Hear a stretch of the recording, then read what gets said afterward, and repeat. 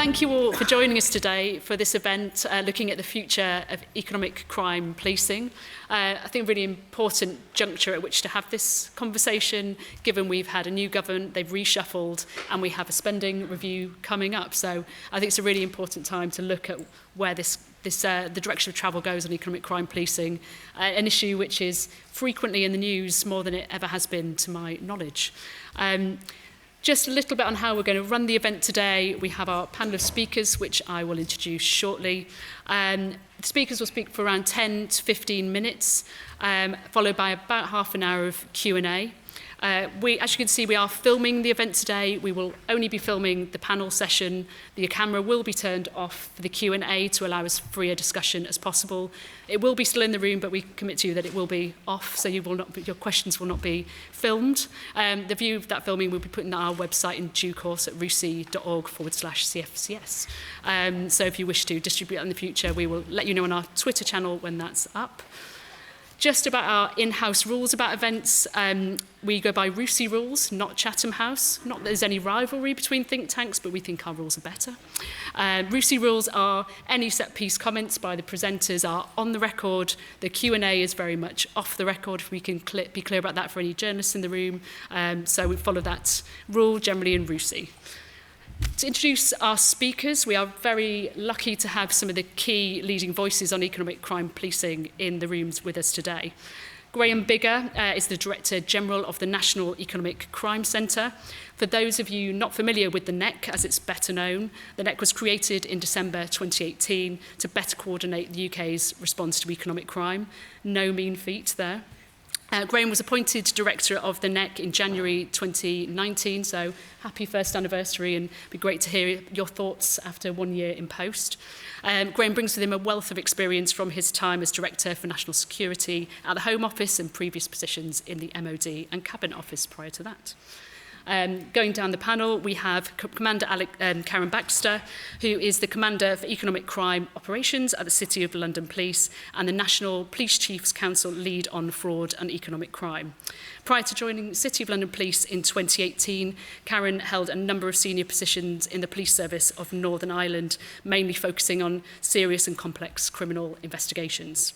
And by last but no means least, we have Wahid Salim, who is the Assistant Police and Crime Commissioner for the West Midlands Force area, where he's been a leading voice in the PCC community on the need for reform of economic crime policing, particularly the issue of fraud. Waheed brings a wealth of experience from his time serving in senior management positions in the voluntary and public sectors. But before I hand over to speakers, if I may abuse my chair's privilege to set the event in context and talk a bit about why we at RUSI are hosting this particular conversation at this time. The event forms part of our 2-year programme tracking and supporting the implementation of the economic crime plan. So our plan will broadly run the length of the first 2 years of the launch of this plan. If you're not familiar with the economic crime plan, it was launched in July 2019. It's the first cross-government public-private plan that really looks at the broad sweep of economic crime types in their full response, in the full suite, rather than looking at them in a siloed response. There's 52 different actions set under 7 different themes, so it's pretty comprehensive. So at the time of its launch last year, we broadly welcomed this as a response to the seemingly intractable problem of economic crime in the UK. But with one caveat there. The thing, if you want to look at what we think of it in the round, our commentaries are on rusi.org/CFCS. The main thing we drew out was a lack of plan around the operational response. The plan's very policy heavy, and yes, that's an important part of solving the issues around economic crime, but there was very little said in that plan around the need for reform, restructuring and resourcing of economic crime policing in the UK. So if the plan remains silent, it is incumbent on think tanks not to. So thus we are here today to try and start a conversation on the need for some really broad bottom-up changes in the way we police economic crime in the UK to support a real-world impact of the UK's economic crime plan. So I will shut up now and move on to the people you've really come here to listen to. So I'll hand over to Graeme as our first speaker. Brilliant, and thank you, Helena, and thank you to RUSI for hosting this event and for their work on the economic crime agenda over the last few years. Thank you also to all of you for coming along. I'm really looking forward to the Q&A at the end of this. So I'm going to talk about why this matters a bit, why economic crime matters. I'm going to talk a little bit about setting policing in the context of the other things that need to change and that we need to do better to tackle economic crime in this country. And I'm going to talk a little bit about fraud. I will say a few words about policing within that, but actually not go into that in a huge amount of detail. Karen and I work very closely, and I don't want to eat all of her sandwiches today. So that's what I'm planning to cover in the next kind of 10 minutes or so. So first off, why does this matter? And that's quite an important debate to have, because economic crime as a phrase feels quite dry, it feels quite victimless, it feels like it's probably quite important and worthy, but when it comes down to it and people are looking to prioritise, it probably isn't at the top of the list. And I think the phrase doesn't help with that, and it's really important to draw out who this actually impacts and what it means in practice in real life. So I think of it, economic crime, in three broad buckets. I think of international money laundering with the city at the heart of it. I think of the money laundering out of organised crime and drugs in this country. And I think of fraud. And each of those areas, when you look at them, have real victims at the heart of it, be it countries around the world that are impoverished because of the corruption that takes place there, the money subsequently being laundered through the international financial system, including London.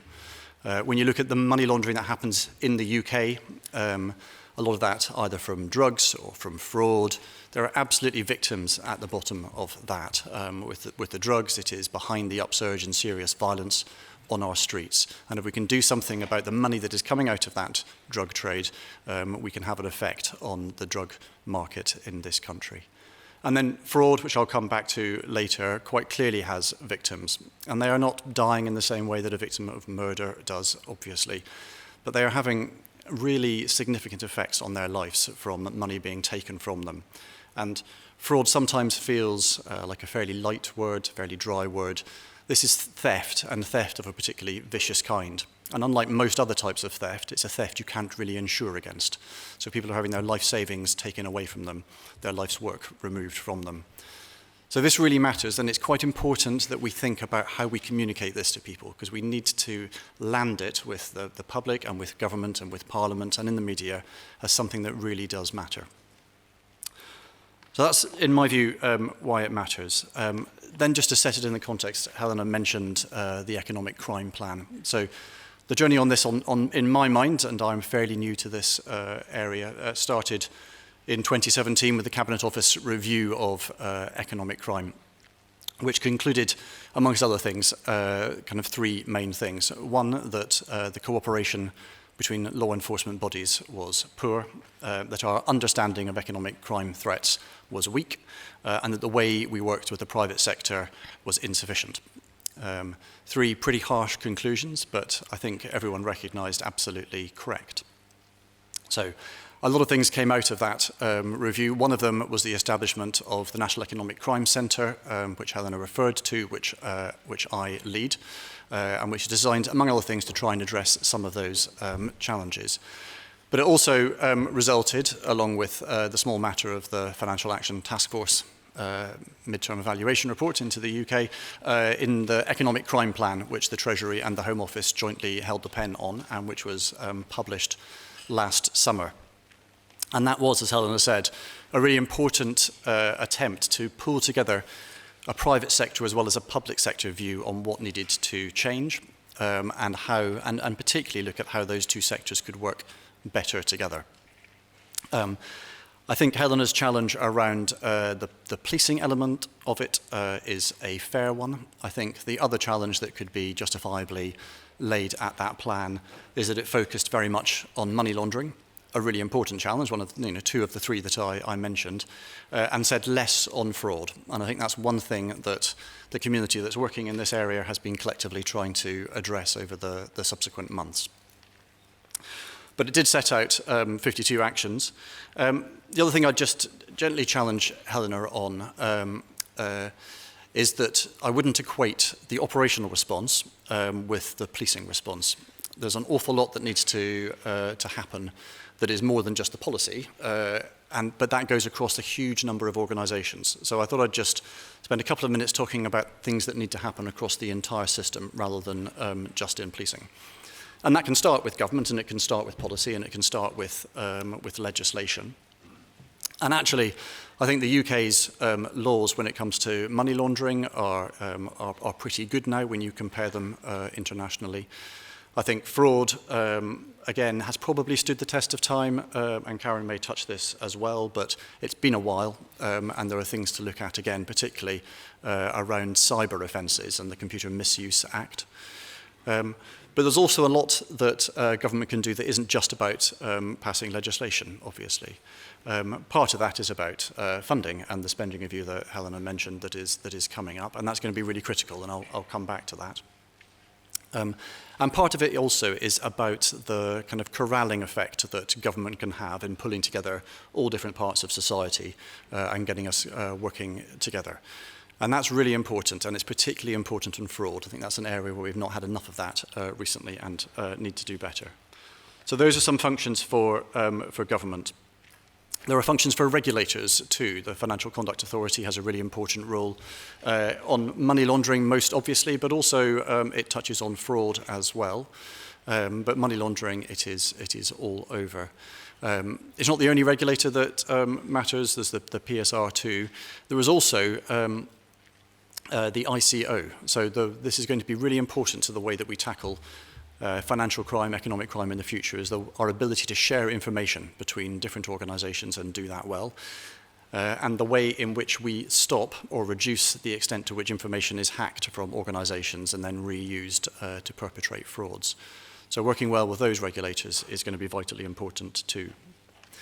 Law enforcement has a crucial role to play. That, of course, involves policing, but it goes broader than policing into HMRC, the National Crime Agency, the Serious Fraud Office, all with a really important role to play across all of the agenda.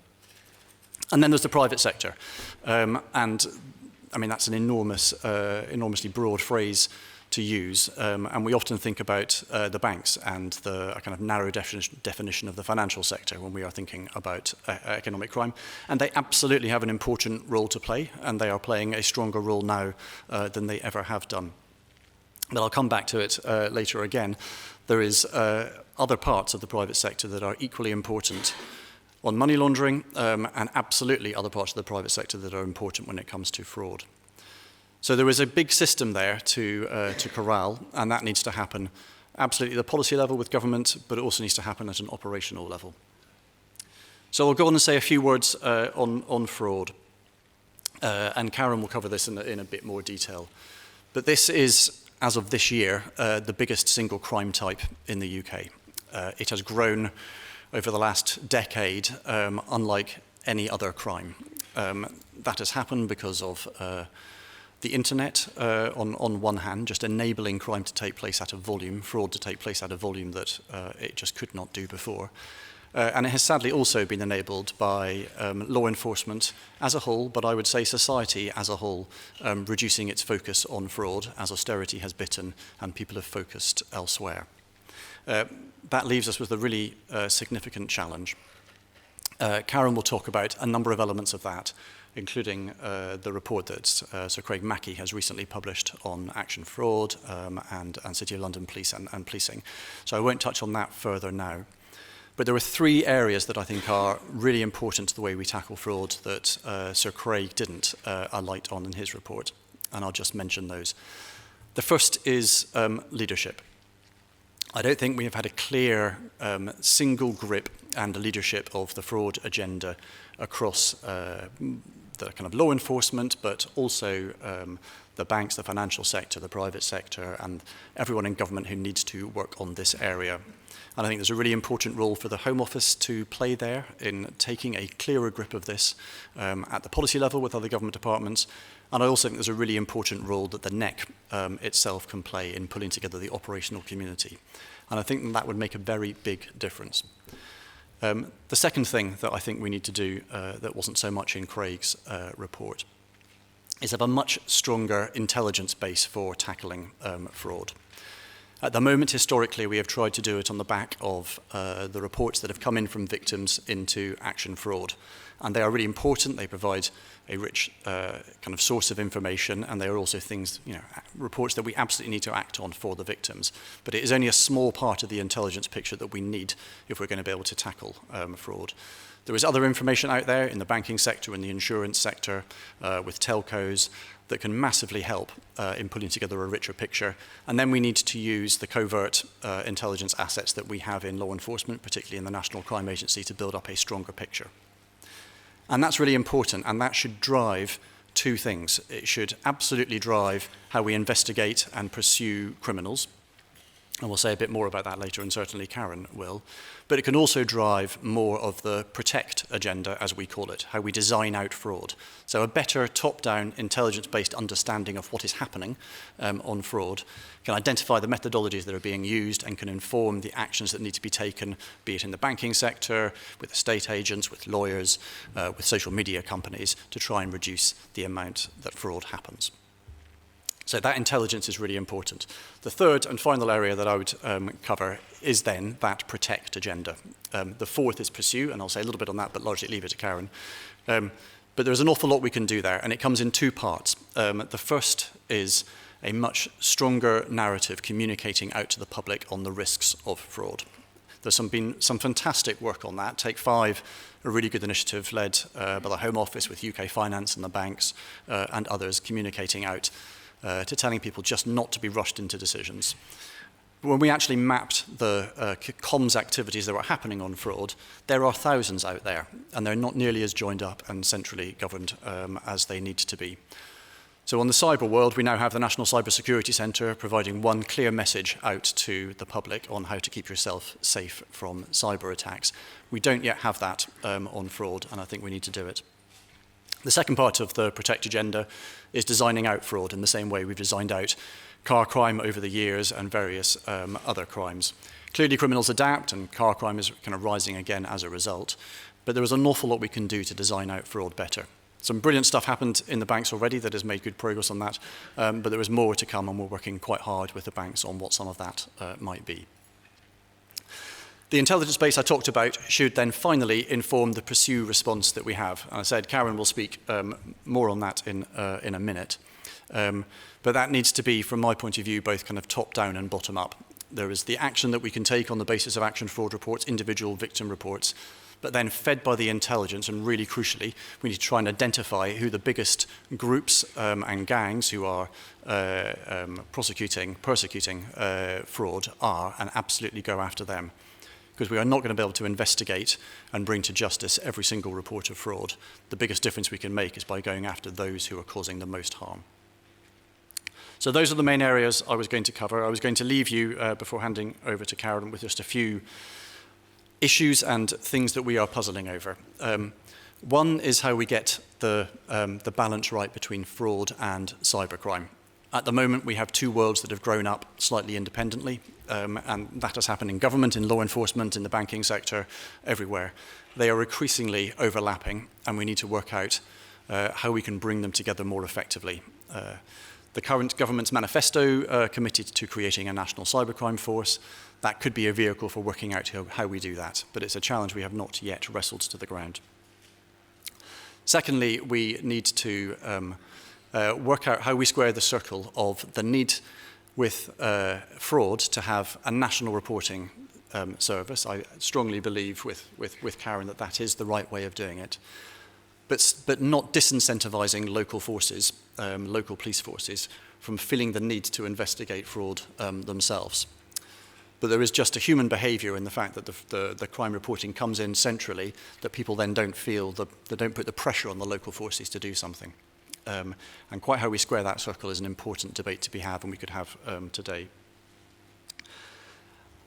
I think the final point to end on, and it's a really difficult one to discuss and get the tone right on, is where personal responsibility exists with fraud.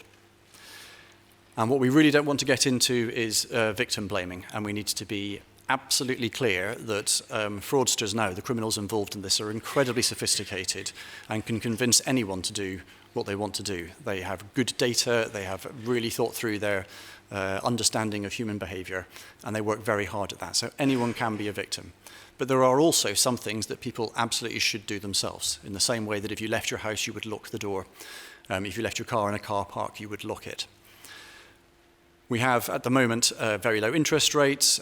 We have people looking to invest and find a good return for their money. And people really need to be aware of, if it looks too good to be true, it probably is. But there is a really difficult debate to get in there about where the limits of personal responsibility should be, and then where people should be compensated for fraud. So that's the final and very challenging issue that I will leave you with, and I'll hand over to Karen. Thank you.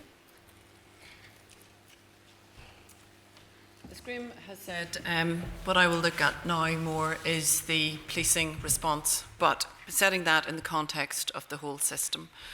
I'm going to look at three things. I'm going to look at the context. I'm going to look at what I, unfortunately, would call the perfect storm of last year. And I'm going to look a little bit about the future. And in terms of the context, I think it's really useful to set out what is the context and how have we got here. So for me, 741,000 reports came into Action Fraud last year. They were people who lifted the phone, who contacted Action Fraud, who felt that they may be victims of fraud. But we actually know that 3.8 million frauds occurred last year. And we know that there is estimated, with the current growth, that we would have potentially in 2025, 5 million frauds. Now, at 5 million frauds, even as it stands at the moment, it's the biggest fraud type, it's the biggest, crime type. And in 2025, if you've got 5 million frauds, what does that mean for the United Kingdom? I would suggest it means that our systems are riddled with criminality. And I would like us all to think about that, because I think at the moment society is not thinking about what fraud presents to us, because it really does touch on the economic welfare and health of the nation and of the United Kingdom. And I think that's important. I think the next thing I'd like to look at is the narrative. It's really difficult to say to somebody, fraud is really serious when you're looking at child sexual exploitation, when you're looking at the murder of young men in the streets of London, when you're looking at the rape of individuals through human trafficking. And that is a hard circle to square. And I'm not sure how we do square that. But I think we need, again, to have the ethical conversations around the harm that fraud causes. I think also when we look at physical versus financial harm, one fraud against one individual is an unfortunate thing for that individual. But we know that fraud happens on a massive scale, on a pandemic scale. So if you look at pandemic fraud, if you look at genocidal fraud, if you look at those types of offending, it has a completely different impact on society and the economic welfare of the nation. And I think that's where we need to get to, because that's the direction of travel that we're in. When we look at policing, I think it's useful to look at the journey over the last 10 years. We've had 10 years of lean. We've had a reduction in both budgets and people. And with that, we've had a significant reduction in the proactive capabilities of policing in the United Kingdom. What I mean by that, I mean the proactive capabilities of police officers and staff to understand intelligence, to get intelligence, to run covert human intelligence sources, to run covert operations, to actually fund those operations, because they are expensive in the first instance. And yet, while they are expensive in the first instance, they are particularly effective, and in the longer term, they become cost effective. But when you're firefighting, it's very difficult to run those in the medium and long term. And yet, as Graeme has alluded to, that's where we need to get to. We have a 5,000 shortage of detectives. I asked myself, where did all the detectives go? And I used to think when I was roaming around as a detective chief inspector by myself, perhaps never having seen a detective for the last sort of 3 or 4 days, well, that's where they go, they disappear. Because being a detective can be uncomfortable. You're very visible. You're very accountable. When that high-profile case doesn't go quite your way, you become the news of today. And many people choose not to become a detective because it's difficult, and you're very visible. And also, the personal intrusion into your personal life is probably more than it is in terms of just putting a blue suit on. Now, is that the right thing or the wrong thing? It's just a statement of fact. I wouldn't do anything different because I love the job. But we have different expectations from a different generation, and that just needs to be considered. So we need to grow detectives, or we need to grow investigators, and I'll come back to that at a later stage around where I think the future is. I think also we need to look at where do we want to be, not in 2020 or even 2021. Where do we need to be in 2025 and 2045?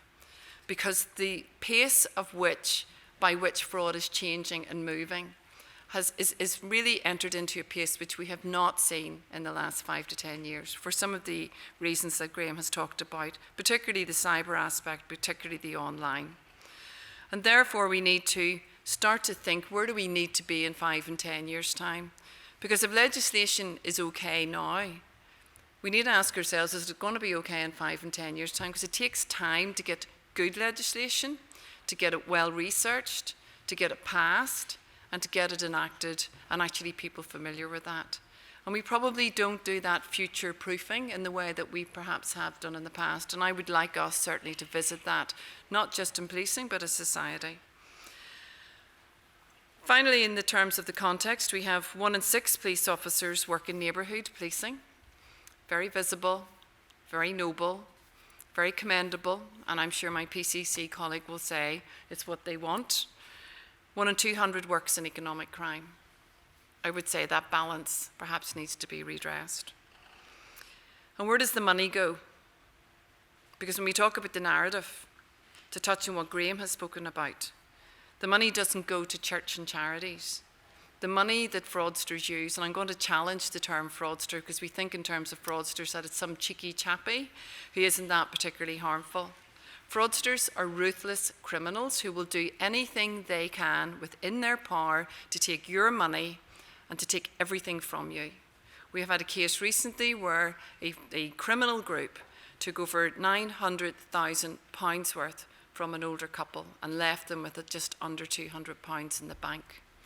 And they can do that because they never have to look at the person in the eye, therefore they don't have to have empathy, and therefore they don't have to have remorse, because they don't have remorse. So we're dealing with many things when it comes to the context. So last year was an interesting year, a difficult year, an uncomfortable year, and in many ways it brought things in some respect to crisis.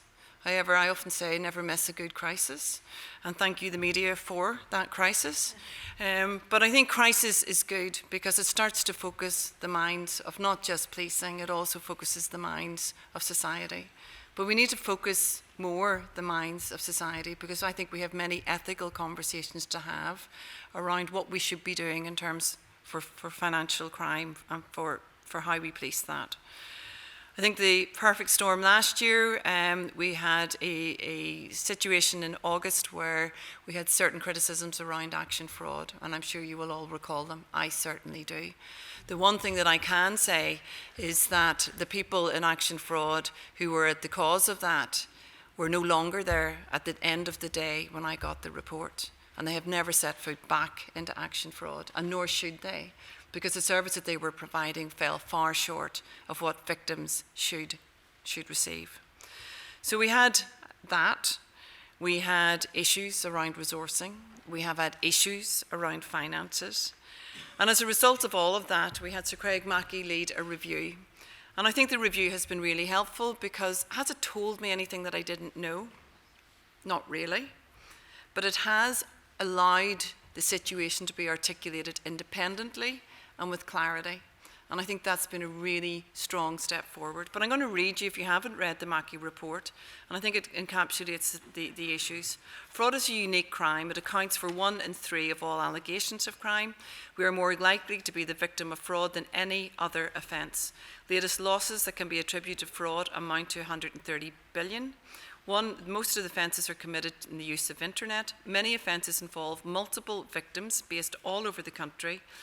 And despite the level of total crime in the UK being stable, in the last 12 months, the number of fraud offences has increased by 500,000. It doesn't paint a particularly happy picture, but I think it encapsulates that we are now at a time to choose. And when you look at the HMIC review the year previous, it is very clear that this is a time for us to choose as a society what we are going to do in terms of fraud and economic crime. So I think the perfect storm of last year has started to generate some really strong discussions. I would say, and I absolutely believe in this, that the system of central reporting through action fraud is a good system. You can say whatever you wish around the term of action fraud, that it's not working, that it's this, that there are backlogs, that there are issues.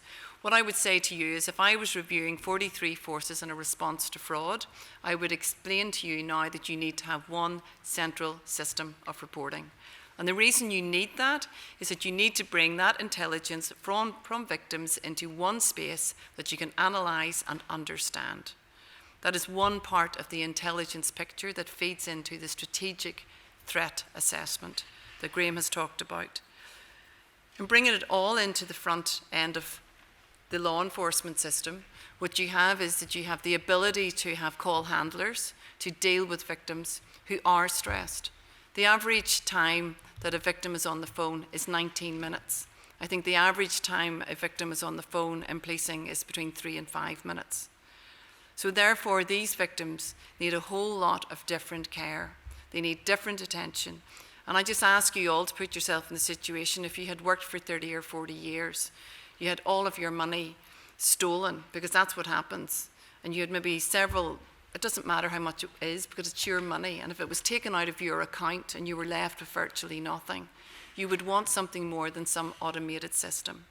So there is a mixture of automation, there is a mixture of human contact. There will always be the need for human contact when it comes to this type of reporting.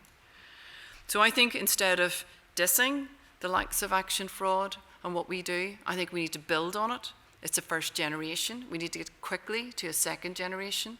We need to invest in it, and we need to actually make it much better, more efficient, more effective, and provide a service to victims that we would all like to provide. I think when I look at the future, the question is, so can we fix it? Is it fixable? I am the optimist, always, and I believe that, yes, we can fix it. But that depends on a system change that will be a whole system approach. I can't change it only in policing. Graeme can't change it only in the NCA. Banks can't change it only in banking and private sectors. We need to collectively bring all of those sectors together. We need to understand the intelligence and information that sits in all of those sectors. And we need to very much bring that together to explain to us what's the strategic threat against the United Kingdom? Who are the key targets? And where should we put a limited resource? I talked about 741,000 reports to action fraud. Unfortunately, I don't think any amount of resourcing will be able to allow me to pursue 741,000 investigations. But what we should be able to do is understand the people who are perpetrating those 741,000 incidents and crimes, and that we target those people in a covert and proactive way that maximises the use of the resources that we have. Graeme has talked about also designing out fraud, that we change systems, we build in barriers to criminals, and we build in incentives for people to change how they behave, that we make it much, much more difficult and much more hostile for criminals to operate in this country. I think the workforce will have to change. I talked about the 5,000 deficit. And if I was going to try and recruit 5,000 detectives now, I think I could be recruiting those for the next sort of 10 or 15 years. It's going to be a real challenge. But I wouldn't do that. Even with the choice, I don't think I would recruit 5,000 detectives. What I need are 5,000 investigators. And when I try to describe what I want in those 5,000 investigators, I want investigators who will think like special branch and intelligence officers. I want them to have analytical skills that are really good online and can walk into that world, and they're very comfortable in that world. And I want also people who are able to go and look at a criminal in the custody suite and get them over the line and into the criminal justice system. I also want them to be able to have compassion for victims, to be able to build trust with victims, because it's not about one type of skill. It's about a combination of skill, a blend of skills. And I don't believe that we need to have all of those people warranted. I think we just need to have the right blend of skills. I think going forward, we need to move to an intelligence and proactive basis. Fraud, and I'm sorry to people who are in the audience who might be heavily involved in fraud, but that has been the grey part of police investigation for many, many years. So for me, we have to move it from the grey into the centre. We have to move it from a reactive stance, which it has been in for many, many years, into what I call the intelligence and proactive approach. We know that this works. I talked on it before. I said that in many cases, you have to invest in proactive skills. And that is about a blended workforce that can deliver those proactive skills. It's about the use of intelligence. Intelligence is not a dirty word. It is about the core aspect of policing and law enforcement. It is effective, it is efficient, and it produces many, many good outcomes. So we need to move into that space. We do need more investment in the infrastructure and how we blend that workforce and use it and maximise it. Commissioner Cressida-Dick talked about tech and analytics. She's absolutely right. We need to move to the world where we use technical systems, where we use analytics, where we use innovation to help us in policing do the job. Innovation will help us do the job, but it will cause uncomfortable conversations. However, we need to move into that space, because criminals are working 24/7 every single day of the year, and they are working about innovation, using tech, using analytics. I had a conversation with somebody this morning that talked about a South American country that have fantastic tech skills and no jobs. And what are their people doing? Working 24/7, 365 days a year, about how they target the citizens of this country and many other countries. So therefore, we need to get ahead of the game, and we need to quicken our pace. So at the moment, we have our sedentary and reactive shoes on while the criminal is sprinting around the world moving money. And we need to change the dynamics and the pace of that. Policing has a clear and defined role, and I think that clear and defined role is always about the connection with the victim. So while we have other agencies within the National Economic Crime Centre that have less contact potentially with the victim, policing has a very clear interaction with victims. And I'm sure Waheed will talk about the role of the PCC and how we provide better victim care. Victim care is extremely important. It means that the victim might be able to retain or regain some trust. I ask you to think about victims when it comes to fraud. Quite often, it's not just what the criminal takes, it's what they leave behind.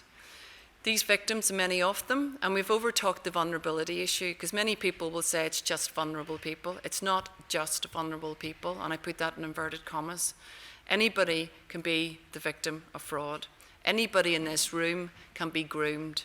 Anybody who is dealing with a criminal who has 24/7 time on their hands can be groomed. Don't any one of you think that you're infallible, because that will be the first step, that you will be groomed. So I think that's the first thing. And I think when people have suffered that level of grooming, that level of intrusion, that level of theft into their personal life, they suffer a real breach of trust. And that breach of trust then starts to live with them as they move forward. So victims deserve better care, and they deserve care quicker at the front end when they report that crime. I think it's really important that we don't have 43 different models of care, that actually we look at the best models of care, we make it cost effective and efficient, we make it readily accessible and available, and it means that victims are engaged early, that they don't become a victim the second time. Most important. I think also when we look at where do we go in the future, there is a fundamental change to policing. We have local, national and regional needs, but we have local, national, regional and global needs. And how do we best place, when we're now building up with 20,000 police officers, where do we best inject into the system those officers or those investigators? We need to think very carefully about that. Blue suits will be a reassurance to the public. They are a good thing. They will be good for neighbourhoods, but they will not necessarily be good for fraud investigation and economic crime investigation. We will need part of that in terms of different types of investigators, that blended workforce that I spoke about. So we need to change significantly how we're shaped in policing. We need to work collectively because different agencies have different strengths and different assets. And when we bring the sum total of those assets together, we can be much more effective. I think in closing, what we need to then finalise is who does what. And I think the principles of the National Economic Crime Centre are fundamentally really strong principles to work to. I think when we have looked at ourselves over the last 10 and 15 years, there's duplication in the system. We find that we're looking in policing at certain targets, and perhaps the Serious Fraud Office are doing something similar, and the NCA are looking at something similar. It's important that we bring, under the National Economic Crime Centre, a sense of true integration and collaboration. I think that when we bring that together, when we look at the assets across the piece, when we build those together and we truly collaborate, we have the better chance of, one, understanding the strategic threat and assessment, which is most important, and secondly, actually responding in a much more positive and, I suppose, impactful way. I'm going to stop it there, and I'm going to let Waheed come in. Thank you very much. Thank you, Karen.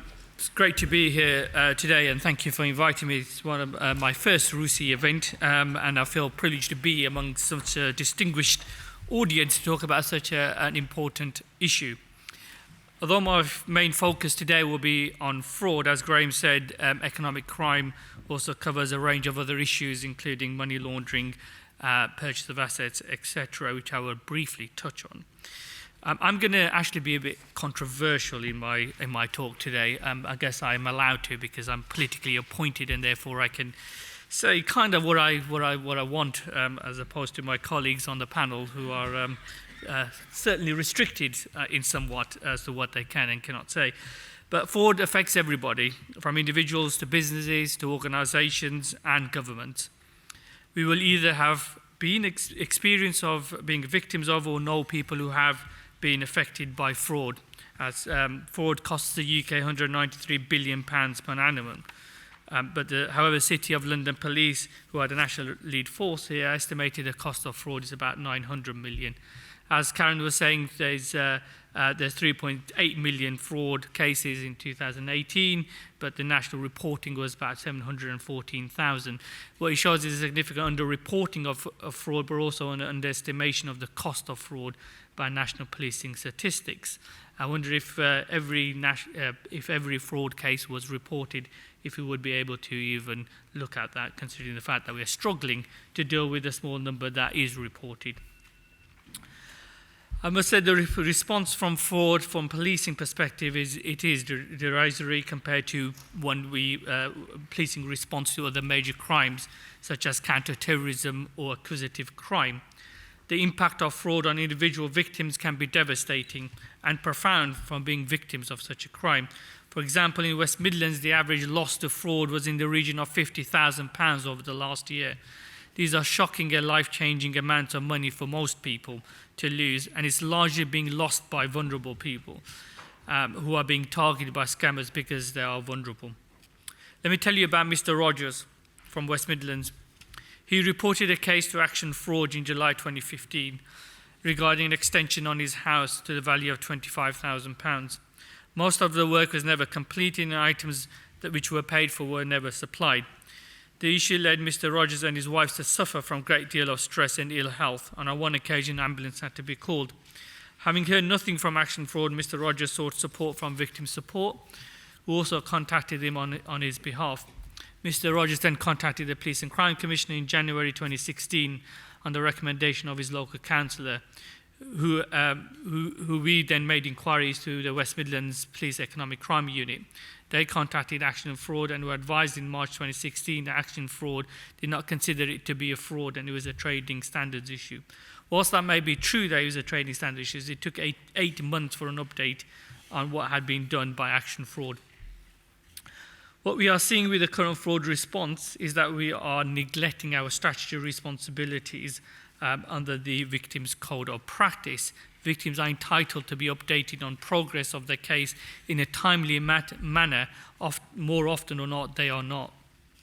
As Karen was saying, it's Craig Mackey's report on action fraud found that although a national reporting and assessment process is required, the current service model of action fraud and the National Fraud Investigation Bureau requires a significant overhaul and investment to make it fit for purpose.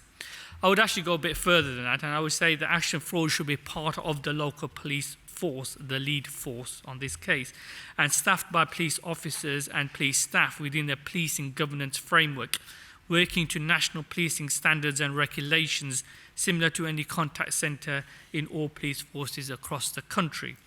Action fraud needs to be an integral part of policing and not a contracted out service. The National Fraud Investigation Bureau requires significant investment and resources to act as an effective assessment and intelligence gathering and dissemination service that has the confidence of police forces and partners. The changes in the national policing response is one of the 3 key elements of the solution. We also need a massive change in the services that we provide to victims of fraud. This is both victim services, which are provided by the police, but also ones that are commissioned by police and crime commissioners through the voluntary sector.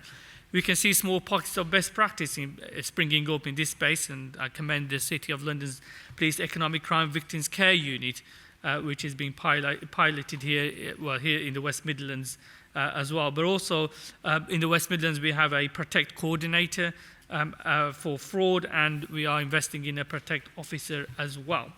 There's also the Operation Signature, which has been spearheaded by Sussex Police. We're supporting vulnerable older people. Unfortunately, as present, you receive victim support is dictated by the postcode you reside, not a national service. The last element we need for drastic improvement is that of governance around fraud. Having spoken to partners recently from the private sector, they've told me how hard it is to get messages across to all 43 forces regarding fraud, so much so that they ever had to hire individuals to visit all 43 forces to deliver their message. For a crime type that is dynamic and fast-changing as fraud, the governance systems currently in practice are best archaic and at worst non-existent. We need to look at other national governance structures such as counter-terrorism to make holding to account more effective and communication more fluid. PCCs and chief constables need to be united and engaged with each other on this issue. However, fraud is slightly different from counter-terrorism in that there are numerous public and private sector organisations who are integral to combating it, from HMRC, CPS, CFAS to UK Finance. There needs to be serious thought given on how we govern in a way which facilitates communications between all of these parties. This requires the Home Office to take a national lead in overhauling the current structure and simplifying it. This requires a national lead force that brings together the vast number of key players and partners from across policing, law enforcement and the private sector, which has the capacity and capability to develop intelligence, enforcement and coordinate local policing assets, including the regional and organised crime units. Well, I'm not sure that the current setup with the City of London policing, the policing committee, is the right system due to its disconnect with the local and national policing structures. The national capability will require both political and policing governance via the police and crime commissioners and chief constables to ensure democratic accountability, as opposed to the London City of London Police Committee that has no input from other national or local policing bodies. It is such an opportune time to be united in our focus on this topic for 3 reasons. Firstly, we have a government in place who are eager to prove themselves as being tough on crime. Unfortunately, they missed the causes of crime bit, but we shall leave that to one side. If they don't take this seriously and make available additional funding, I'm not talking about top-slicing policing budgets, as is the usual response from this government, then their credibility as a party of law and order is farcical. The potential energy for this politically is immense. Secondly, Mackey Review on Serious and Organised Crimes. Craig Mackey, the former Deputy Commissioner, has commissioned to review policing response to serious and organised crime, including fraud. Interestingly, the review is supported by the Treasury. Therefore, we should not underestimate the significance of this, and the potential for additional funding is a real possibility. Although the Chancellor at the time is no longer in the role, that's a different story, I will leave the audience to decide what that will mean. And finally, this is opportune time because of how close we are to the Police and Crime Commissioner elections. For us to properly start to address this, there needs to be focus and resource facilitated locally. I will implore all police and crime commissioners who are elected in May to put fraud as a key priority in their police and crime plan to ensure for the next 4 years a systematic focus on fraud can be made across the country. What will be more effective is for the Home Secretary to mandate fraud as part of the strategic policing requirement, which would facilitate uniform local focus on fraud, as police and crime commissioners and chief constables are required to have due regard to this. Let me touch briefly on the issue of money laundering. The policing response to money laundering has more of a profile. However, the effectiveness of this is questionable in some cases. The Home Affairs Committee report on proceeds of crime in 2016 highlighted that 1% on convictions in 2014-15 led to a confiscation order in September 2015. And in September 2015, 1.61 billion pounds of total debt was outstanding from confiscation orders. This was up from 1.46 billion in September 2013. Although the government introduced the unexplained wealth orders, the cost of obtaining such orders is considerably high. Local police forces are unable to access HMRC data for civil proceedings. Thus, in the West Midlands, there was no orders issued, despite the fact we are the second largest police force. Both the proceeds of crime and the unexplained wealth orders requires an overhaul to make it a more effective tool in the policing arsenal. The purchase of assets done through companies is a significant issue as well. It is extremely easy to open multiple companies without any checks, and as long as you make your returns, you can act with impunity. This also facilitates fraudulent activity. There's more stringent checks needs to be done urgently, needs to be introduced by the Companies House before companies can be registered. I will leave you with this message. To tackle fraud, we need resources. To tackle fraud, we need an overhaul of the system. And to tackle fraud, we need the political will to beat it. Thank you.